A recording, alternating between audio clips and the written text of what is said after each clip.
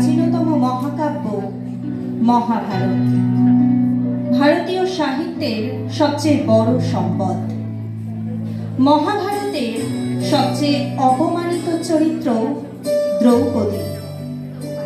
এই চরিত্রকে নিয়েই আমার আজকের নিবেদন কবি মল্লিকা সেনগুপ্তর লেখা দ্রৌপদী জন্ম।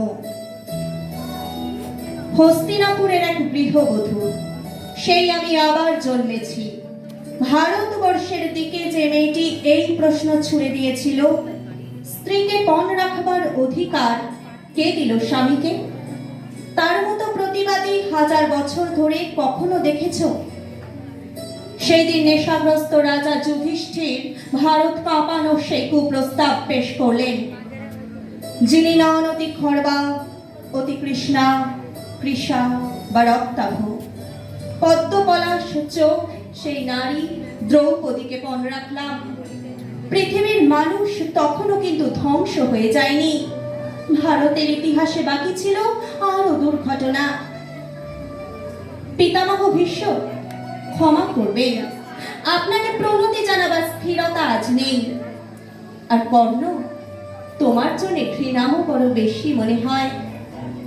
আর হে আমার পঞ্চস্বামী, আর্যাবর্ত বিজয়ী বীরশ্রেষ্ঠ অর্জুন, শক্তিমান ভীম, নকুল, সহদেব আর আপনি ধর্মপুত্র, আপনারা আমার কৃতজ্ঞ অভিবাদন গ্রহণ করুন।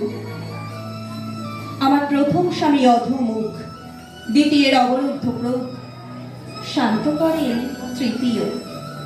ফাল্গুন, তুমিও এত ক্লেবক ছিলে হাল। আমি সর্বজ্ঞা নই, যজ্ঞভূমির অগ্নি থেকে আমার জন্ম, ধর্মাধর্মের ক্ষুরধার পথ আমার অজানিত। আর্যপুত্র, আপনার বিচার তাই আমার পক্ষে তৃষ্টতা।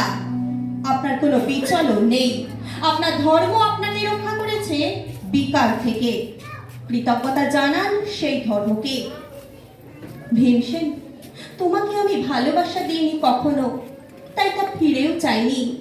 শুধু তোমাকে আমার জিজ্ঞাসা ছিল ফাল্গুনী, ঊর্ধ্বচারী মৎস্যের ছায়ালীন চোখের থেকেও দুর্লক্ষ কি দুর্যোধনের মুখ? বলো সত্য করে।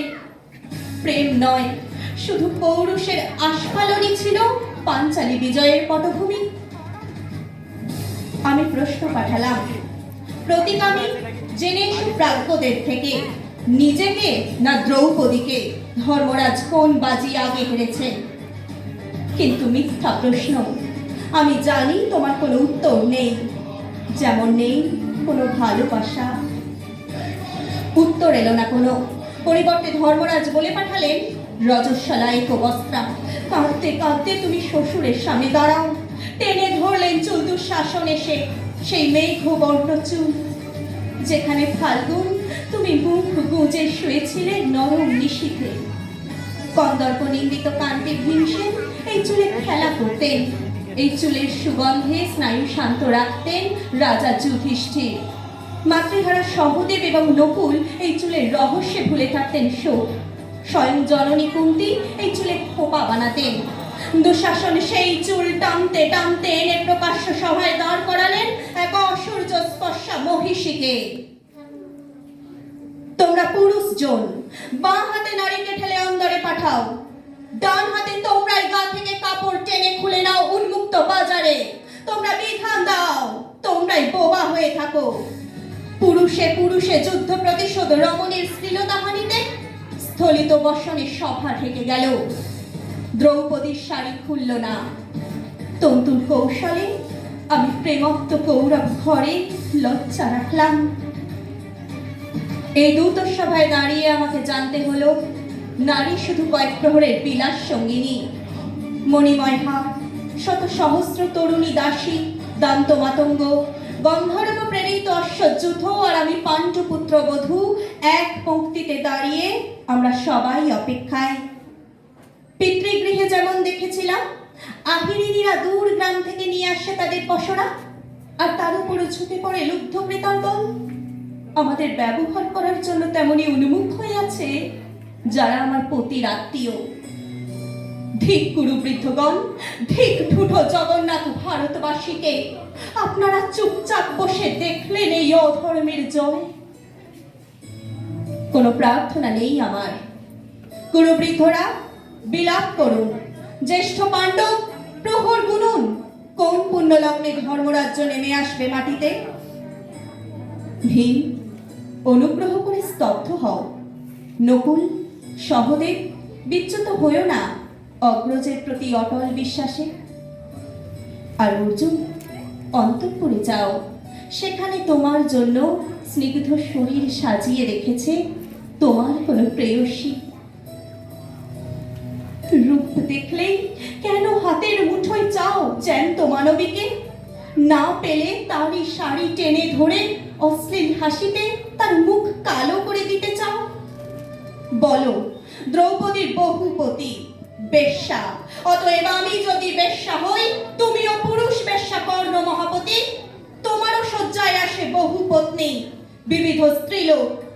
তুমি যে নিয়মে চলো, সে নিয়মে চলার অধিকার আমারও থাকুক। তোমরা যে গ্রন্থ লেখো, সেই গ্রন্থ আমরা উল্টে দিতে পারি। শোনো কর্ণ, শোনো সভাজন, তোমাদের ছাই পাশ বিধি নিষেধের দিকে একটি বঙ্কিম প্রশ্ন আমি। যখন আমি প্রশ্ন করি, তোমরা ভয় পাও। ভীষ্ম পিতামহ আমার, তুমি মুখ লুকাও। ধৃতরাষ্ট্র, বলুন আমি কলঙ্কের যোগ্য কিনা আজ? আমার কোনো যুধিষ্ঠির ভীমার্জুন নেই, আমার কোনো পুরুষ নেই, দ্বৈত নেই, বন্ধু নেই, পিতা বা ভ্রাতা নেই, আমার কোনো সমাজ নেই, পায়ের মাটি নেই। মধুসূদন, তুমিও নেই, তুমিও পাশে ছিলে না সেই দিন।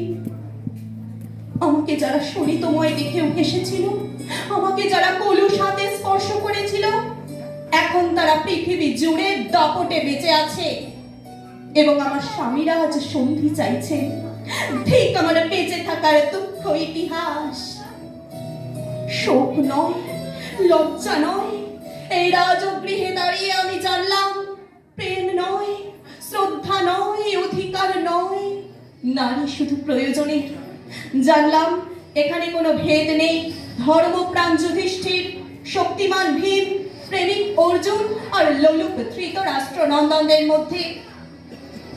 প্রতিকার চাইছি না, যা শুধু বিলাসের, সেই বস্ত্র ছিনিয়ে নেয় যদি কোনো দুঃশাসন। নেই, আমি কাঁদছি না। চারপাশে ভাসানের ডেঙায় পশুদের উদ্দাম নাচের ভঙ্গি আমি দেখছি না। চারপাশে ক্লীবদের অক্ষম বিলাপ আমি শুনছি না। ধনুর্বাণ নেই, আমি ফিরিয়ে আনছি আমার জন্মের স্মৃতি, যজ্ঞের আগুন। দ্রৌপদী নই, নই পাঞ্চালী, নই ভরত কুলবধূ, আমি কৃষ্ণা, যজ্ঞাগ্নি সম্ভূতা, শুধু নারী এক।